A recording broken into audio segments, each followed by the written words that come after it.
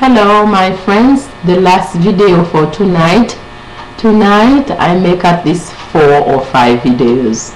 So the last one, this is it's 12:05.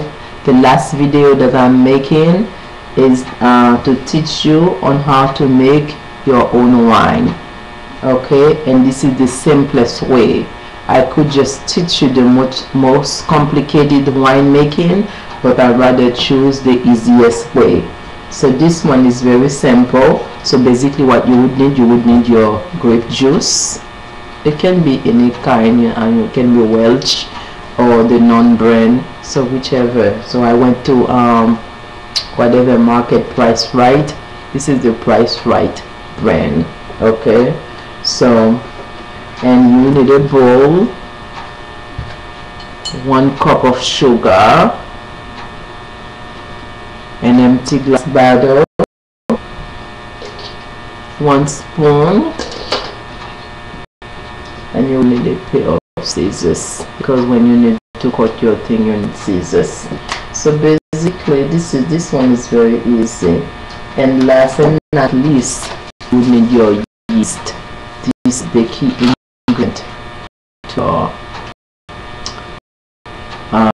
making. And where would you find yeast? If you ever wonder, I bought this one at Food Basket, and you can also find this one in a bakery shop. So if you go to any bakery shop, you probably would find, but just ask her or whomever at the shop and you find the yeast. My yeast at market is every, the same aisle where you can find everything for baking. So that's where you will find it. Okay, so since I'm very interested to make red wine, I didn't enter that much for the yeast for the white and the red. But from my understanding, there's one yeast you can use it for either white or red wine. So I don't care much. So the one that I bought, because I know this is perfect for red wine. Okay, yeast is the main ingredient for wine. Okay, first of all, I'm going to remove some from the juice, because as you take sugar, the yeast, that's what's going to make the juice fermented. So the juice with the activity, so fermented means juice is going to make it, the yeast is going to make a lot of movement in the yeast and the sugar. So that is, unless you remove some juice, it's going to overspill, because no matter how much I remove, once I put the yeast and I put the sugar, I don't know how much exhibition it's going to be inside that container. So I still have a little chance for some juice to overspill. So this is the reason why that I have to remove some, because no matter what, it still can rise. Ferment means the sugar and the the sugar and the yeast, those two, they're going to work with each other. So as they work with each other, you never know what's going to happen. Okay, so now I am going to pour some juice inside that container, because I don't need the whole thing.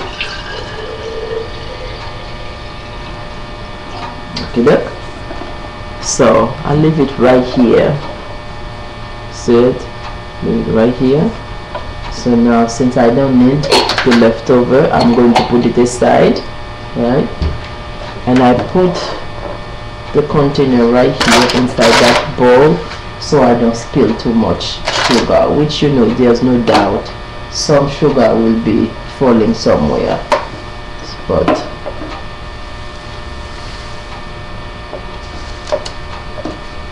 so I feel sorry that I don't have I think they call it funnel to drop the sugar, so at least I will not have to make any mess, because I have one, I can't find it. So, but like I said, this is the simplest way to make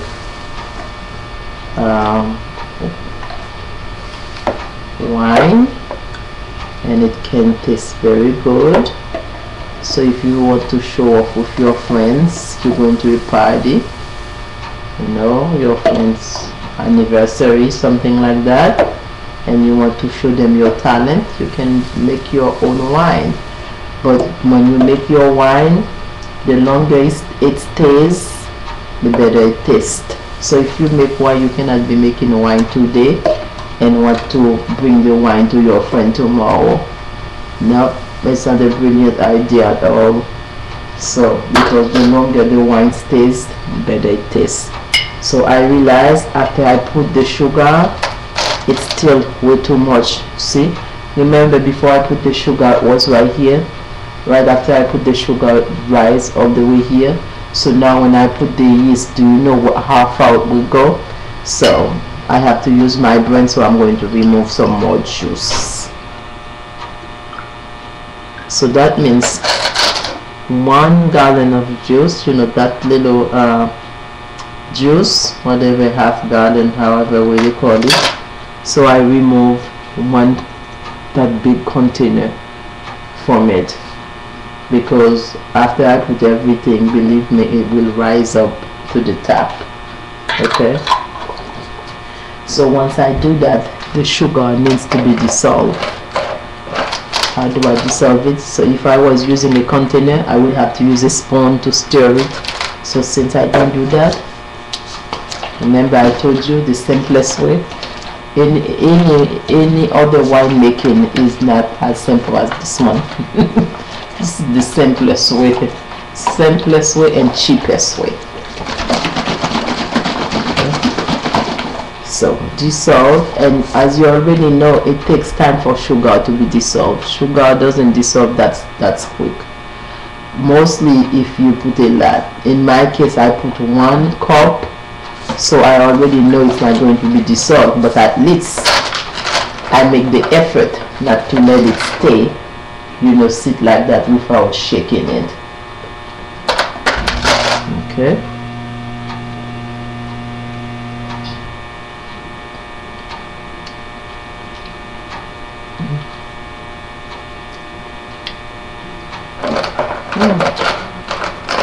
So I did taste it just to see how is the sugar in it.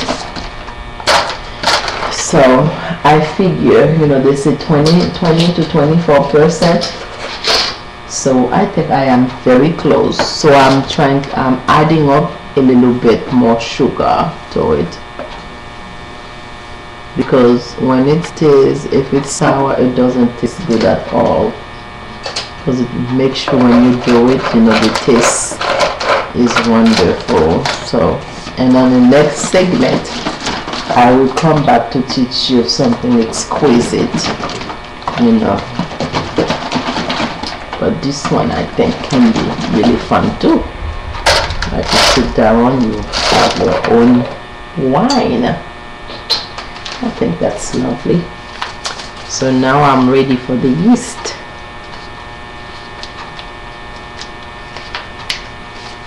So cut in 1 bag.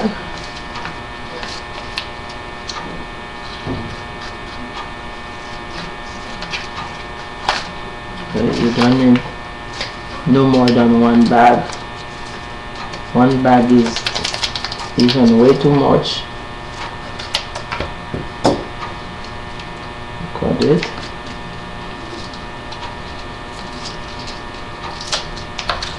That's a done deal.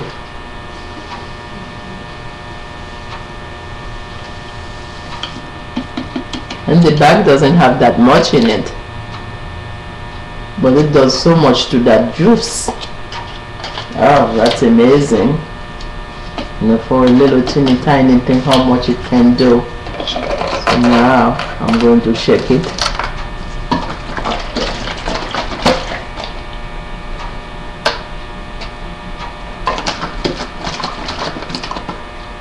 Shake.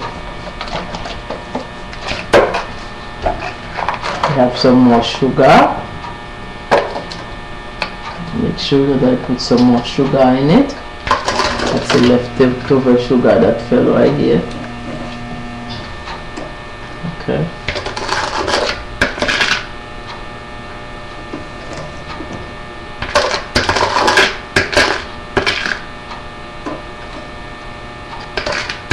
So, and next time, after I let the wine stay for a while, I will return back again, because I think it's fair for me to return back again with the bottle to show you exactly what the thing looks like. So keep on shaking, and basically we're done with the wine. The wine is done. So now I like extract. So I'm going to put a little extract in it, a little teeny tiny bit, because it makes it smells very nice. And when I do anything sweet, I like to put extract in it. So this is an experiment for me. Extract in wine. I think this is the only person in this whole world that you will see making wine and put a little extract in it, and I already know it will taste great. Okay, so last shake. So now I am done with the wine. So I have my sugar, I put the yeast, I put a little extract, and the deal for wine making, the sugar should be 20 to 24%. So I tasted it, and the way it tastes, I could just tell what I put. It's around the amount that they told me, or I was learned to put, should be 24%. Okay, so now, and I did make sure that I dissolve the sugar in the water, and I did the same thing for the yeast. So even though I did shake it, I still see little bits of things with the yeast, because remember, the yeast is going to do a lot of work in that juice. So when the time comes for me to check to see what the wine looks like, the bottle is not going to be right here. It's not going to be right here. So now when the yeast and the sugar they fermented, so what's going to happen, this thing will rise. So that's the reason why when you make wine, you don't close it all the way. Some people use balloon. So what they do, they put the balloon on top, so as it rises, so it just pop, so it just goes in the balloon and pop it. But some people use something else. In my case, what I'm going to do, I'm going to still use the cover, but the way it works, because I know it's going to be fermented, so that means it's going to make a lot of movement inside that container. So what I will do, I'm not going to tie the container very tight. I'm going to do it loosely, okay, right here, and after that I'm going to put a piece of tape around it. So as it rises, when it's about to explode, because I put the cover and I put a piece of tape around, so that thing is not going to go anywhere. So it will still stay right here, and in hoping that it doesn't rise way too much. So when so what I will do, so it's 12:20, it's 12:20, so that means it's already morning, right? So tomorrow, at least around like when it's like from 8 to 10 hours, I will make sure that I'm going to check it to see what it looks like. And remember, when you do it, you have to make sure you keep it in room temperature. Do not put it in any place that is hot. So for example, if you have a closet, an empty closet,